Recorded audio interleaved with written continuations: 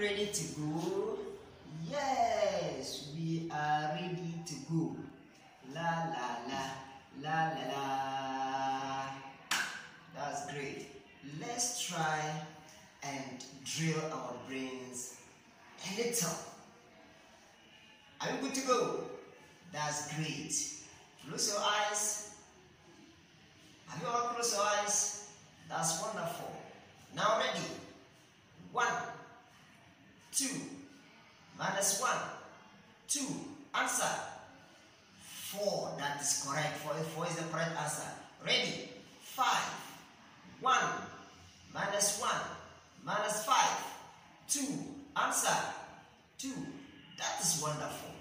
That is correct. Now, I welcome you to JTS 1 class 3rd term.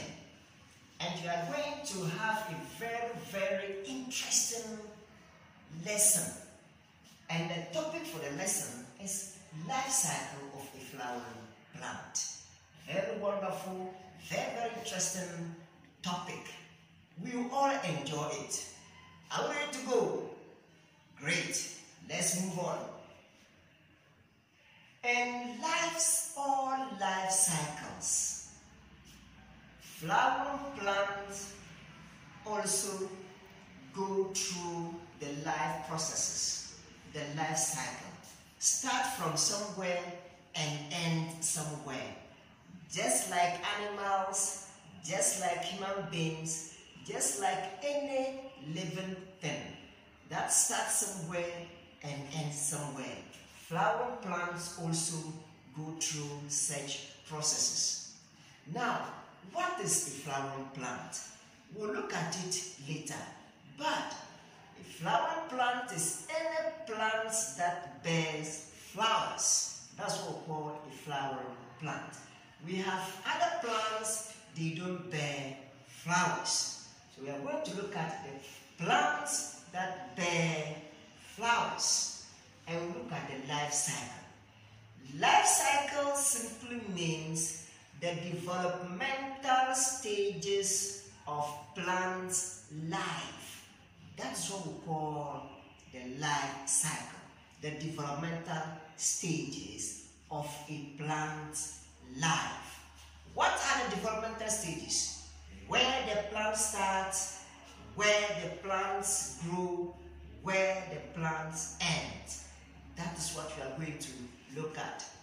Have you ever wondered why your father was very young, now your father is old, your grandmother, grandfather, very young baby, young, mature person, old person, and possibly no more.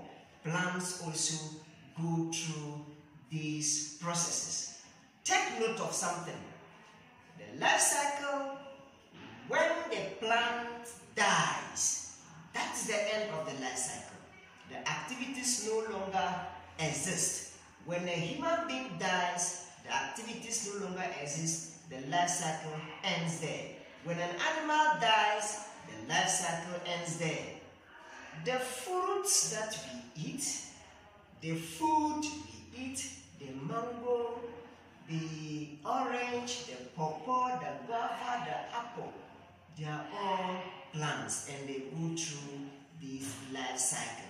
This life cycle, the processes, the stages, bring about the fruit, the food that we eat. Now let's look at the stages I talked about. In plants, they start with the matured plant. We do ask questions. A hen and an egg, which one is older? We ask such questions. A man and a baby, who is older? We ask such questions. A man is older than the baby. A hen is also older than the egg. The mature plant, the stages start from that place. The mature plant is also older than the seed. You may say that you have to sow the seed will germinate, grow, develop to become a matured plant. But the matured plant will now produce the seed. So which means the matured plant is older than the seed. So the stages starts from the matured plant. You have a matured plant which contains a flower. The flower, we'll look at it later, but the flower is the sexual or the sexual reproductive organ of the plant. The flower, there is a process called pollination. The pollination from the mature plant, the pollination will take place in the flower. The flower, the pollination is the process where pollen grains, which is the male sex cell of the flower, to the stigma, and the stigma will now, that's a pollination. Then after the pollination, fertilization will take place. I mentioned that the sex cell is the pollen grains, and the flower also contains what we call ovary, and the ovary contains eggs or ovules, and the ovules are the female sex cell of the plant. So the fertilization will now take place. The pollen grains will come and fuse with the ovules in the ovary, and when they fuse, they form a cell we call a zygote, and that zygote is another cell. That's what we call fertilization. After fertilization, then the seed will develop to a seed and a fruit. So that's why you have seed in a fruit. So the seed and fruit will now form there. And when they form, then people will start to eat, people will start to consume them. Then we have what we call dispersal or disposal of seeds and fruit.